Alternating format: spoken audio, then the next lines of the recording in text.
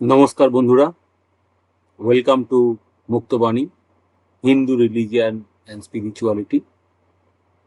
তো আপনারা যারা এই ভিডিওটা দেখছেন এখন, তারা ভিডিও থাম্বনেল দেখে নিশ্চয়ই বুঝতে পারছেন যে এটি অদ্বৈত বেদান্তের মূল তত্ত্বের ওপর নির্ভর করে এই ভিডিওটি করা হয়েছে।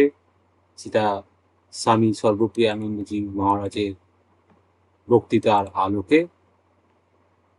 তো দেখে নিন স্বামী সর্বপ্রিয়ানন্দজি মহারাজ অদ্বৈত বেদান্তের যে মূল তত্ত্বটিকে তার বিভিন্ন লেকচারের মাধ্যমে ফুটিয়ে তুলেছিলেন, তার সংক্ষিপ্ত সার।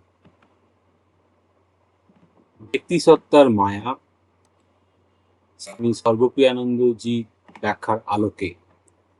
স্বামী সর্বপ্রিয়ানন্দজি মহারাজ প্রায়ই বলেন, আমাদের জীবনের সবচেয়ে বড় ভ্রম হলো আমি এই শরীর, আমি এই মন, আমি এই ব্যক্তিত্ব। এই ধারণাই সমস্ত দুঃখ, ভয়, আসক্তি ও সীমাবদ্ধতার মূল কারণ। আমরা নিজেদের দেহ, মন, স্মৃতি, পেশা সম্পর্কে কিংবা সামাজিক পরিচয়ের মাধ্যমে চিহ্নিত করি, কিন্তু অদ্বৈত প্রশ্ন তোলে, এসব কি সত্যিই আমি? শরীর প্রতিনিয়ত পরিবর্তিত হচ্ছে, মন প্রতি মুহূর্তে নতুন নতুন ভাবনা ও অনুভূতি গ্রহণ করছে, অথচ এই সমস্ত পরিবর্তনের মধ্যেও একটি অপরিবর্তনীয় সত্তা সবকিছু সাক্ষী হয়ে রয়েছে। সেই সাক্ষীই প্রকৃত আত্মা।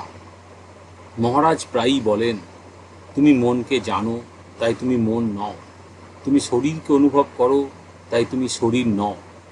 যা কিছু জানা যায় তা দ্রষ্টা হতে পারে না। তুমি সেই দ্রষ্টা, সেই সাক্ষী চৈতন্য।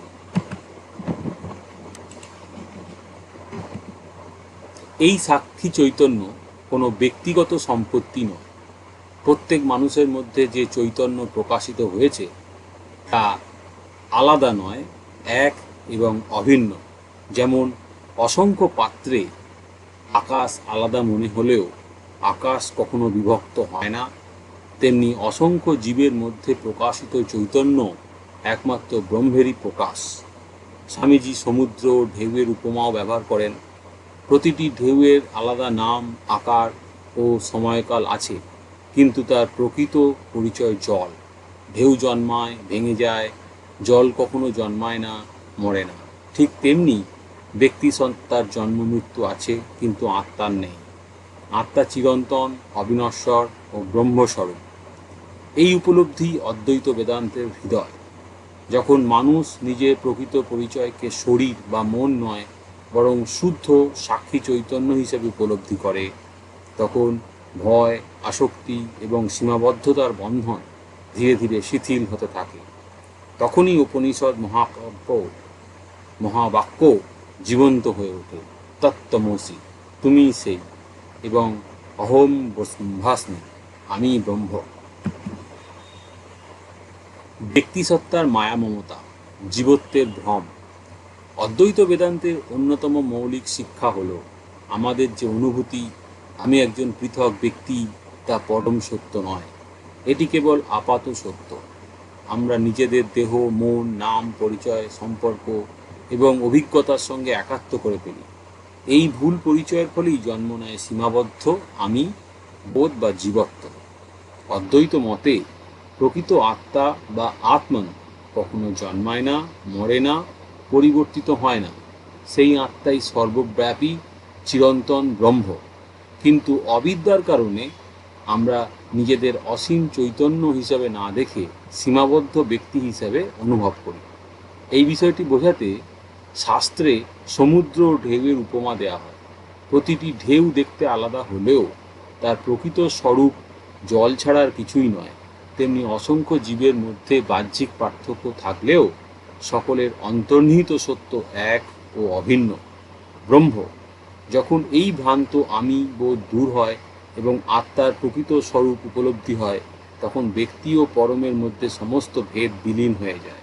তখন উপলব্ধি হয় অহং ব্রহ্মাস্মি এবং তত্ত্বমসি। অহং ব্রহ্মাস্মি, আমিই ব্রহ্ম, এবং তত্ত্বমসি, তুমিই সেই ব্রহ্ম। অদ্বৈত বেদান্তের মূল তত্ত্ব, সহজ বাংলা সংক্ষিপ্তসার।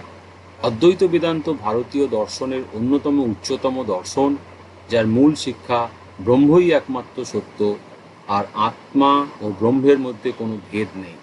এই দর্শনের ভিত্তি চারটি মৌলিক নীতির ওপর প্রতিষ্ঠিত: ব্যক্তিসত্তার মায়ামমতা, জীবত্বের ভ্রম।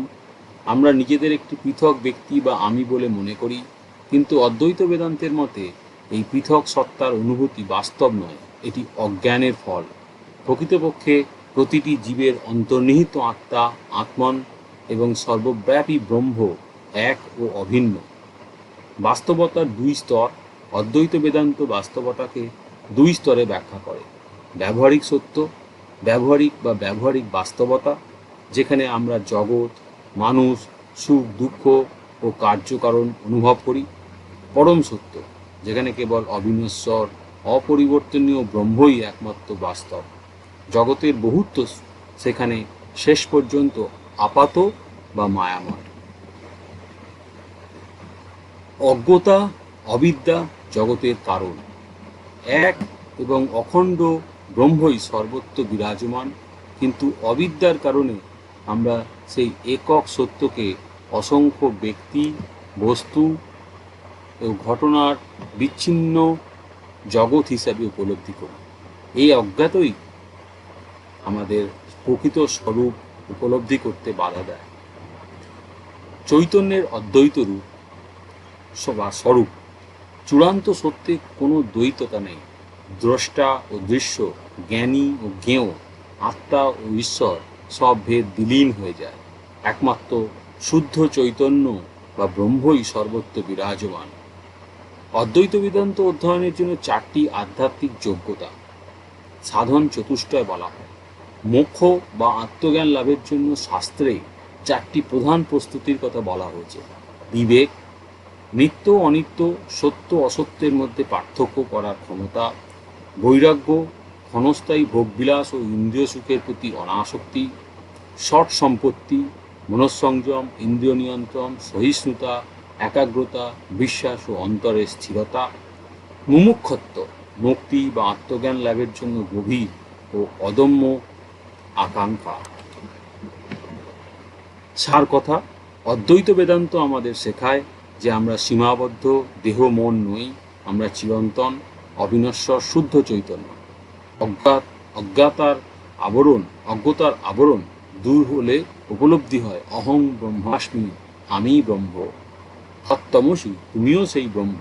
তখন ব্যক্তি ও বিশ্ব, আত্মা ও ঈশ্বরের মধ্যে সমস্ত ভেদ বিলীন হয়ে এক অখণ্ড সত্যের উপলব্ধি ঘটে। আপনারা দেখলেন যে স্বামী সর্বপ্রিয়ানন্দজির বিভিন্ন বাংলায় যে সমস্ত ভাষণ তিনি দিয়েছেন, সেইটা থেকে আমরা সারমর্ম করে অদ্বৈত বেদান্তের সার বস্তু আপনাদের কাছে তুলে ধরলাম। দেখতে থাকুন মুক্তবাণী, হিন্দু রিলিজিয়ান অ্যান্ড স্পিরিচুয়ালিটি। নমস্কার।